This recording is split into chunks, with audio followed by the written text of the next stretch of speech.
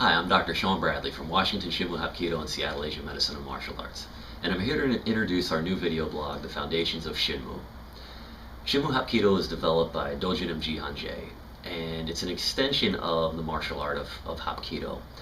And the reason for this extension is it's to emphasize the philosophical foundations that make up the art, that developed the art at its core and at its root.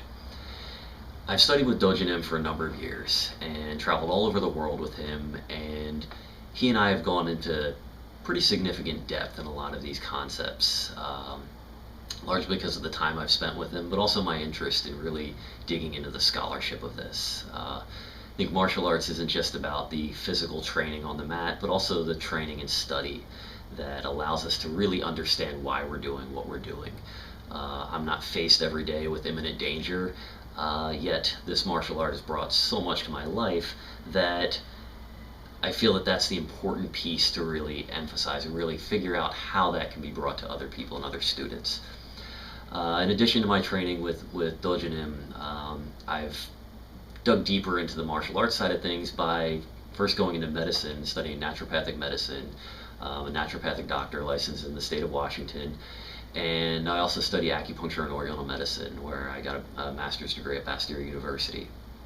More recently, I've started looking at the language side of things, where to understand the cultural foundations of the Hapkido as a Korean martial art, it's important to understand where these concepts come from. And I've studied language, and I started studying classical Chinese and also studying Korean in order to be able to look at the source texts that Dojunim uses to develop the concepts for this art. So to look into these concepts, looking at the language and looking at the pieces that make up even the words that we use in this art is an important starting point, and it's actually where we're going to start today. So rather than start with Sinmoo, we're going to go back before even Sinmoo Hapkido was an idea and look at Hapkido, the words Hapkido and what they mean, and how that meaning is important for how we're going to practice as martial artists and how we're going to understand what we do and how we do it. And I have written down two different ways, and this is kind of the importance of studying Korean and Chinese, is away from me is Hapkido in the Hanja characters, which are the Chinese characters that were adopted by the Korean language. And closest to me is the Hangul, which is Hapkido. And it's a phonetic alphabet that when you understand the alphabet, you can sound it out and say it. The characters over here, there's no phonetic component to them, so you either know how to say it and you know the meaning, or you don't. And it's one of the reasons that makes Chinese so difficult to study is there's no phonetic component. And those of us who study English or learn any of the European languages, that's how we read.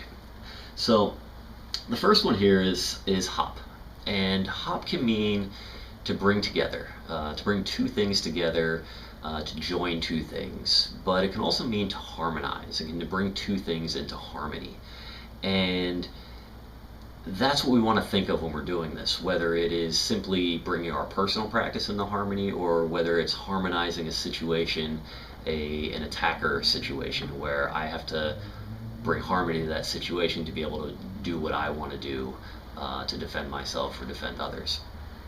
Qi is, here we have the Chinese character qi, which has a huge number of meanings in a number of different situations.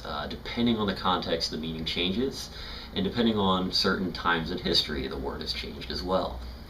And that's one word we'll spend a lot of time on in another video. We'll spend some time really going into what that word can mean in what situations, and how we can use those concepts in our Hapkido practice, in our Sinmoo practice. In this context, what we want to talk about is it's simply that which brings our mind and body together. It's what takes a thought in our mind and an action in our body and joins those two things and makes that happen. So when we think of Hapki, it is harmonizing what our mind wants and our body does. And at its most basic sense, that's what we're doing. We're harmonizing our mind and our body. Now, Do is another word. In Chinese, it's Dao, and that's it's most often translated as the way or the path. And that can be the case here, and it can be the case in martial arts training, where you can think of it as, this is the path that my teacher set down, this is the way that he teaches, or the way that I'm learning. But a more relevant way to think about it is, it's the process. It is this constant process. It's not just a way that we follow, but it's a process that we undergo as we constantly bring together and harmonize our mind and our body. And it's not something that just happens once, and if you are on the path, you're always going to get it. If you're off the path or off the way, you're not going to get it. It is an ongoing process and development. So Hapkido, in the way that Dojunim teaches it, it is bringing harmony, is the process of bringing harmony to the mind and the body. And this is the root of everything we do in our physical movements and our weapons techniques and our kicking. It's the foundation of what we do in Sinmoo Hapkido. And understanding this root will give a much greater understanding when we dig further into the concepts of Sinmoo. And without getting this first step, without getting a good sense of where this came from, it's really hard to dig any deeper. So that's our first video tonight, and I wanted to thank you all for tuning in. We're going to try and do this weekly. I'm certainly open to suggestions, whatever people wanted to put out there. We'd like to have more information about, the 9 rules, the 3 foundational philosophies that Hapkido was developed from, or even just techniques and how they tie into these principles. We'll go into a lot of these, and over the next couple of months, hopefully this will kind of develop into a kind of, hopefully it'll grow out of my control, and we'll really just go kind of down the rabbit hole to see what really is in the art of Sinmoo Hapkido and what is in the foundational philosophy of Sinmoo.